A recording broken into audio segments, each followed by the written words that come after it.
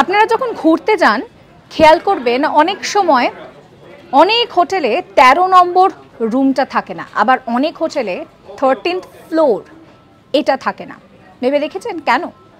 তার নেপথ্যে কিন্তু একটা কুসংস্কার কাজ করছে, আর সেই কুসংস্কার এসেছে পশ্চিমের দেশগুলি থেকে, ইউরোপ আমেরিকার মতন দেশগুলি থেকে। হ্যাঁ, হয়তো এটা শুনে আপনাদের মনে হতে পারে যে পশ্চিমের দেশগুলিতে সংস্কৃতি এত উন্নত, তাহলে তারাও কুসংস্কারাচ্ছন্ন হয়? একেবারেই হয়।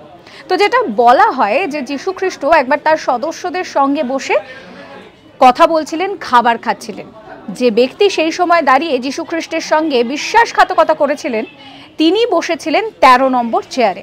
আর তারপর থেকেই এই ১৩ সংখ্যাটাকে অশুভ বলে মনে করা হয়। আবার খেয়াল করা হয় যে এই ১৩ সংখ্যাটা কিন্তু অনেকের মনে ভয় সৃষ্টি করে। অনেক মানুষ এই ১৩, যেটাকে আনলাকি 13 বলা হয়, সেই বিষয়টা শুনলে তাদের ঘাম হয়, স্নায়ু উত্তেজনা তৈরি হয়। এবার যদি আমরা ভারতের কথা বলি, তাহলে আমাদের এখানেও কিন্তু চণ্ডীগড়ে ১৩ নম্বর সেক্টরটা নেই।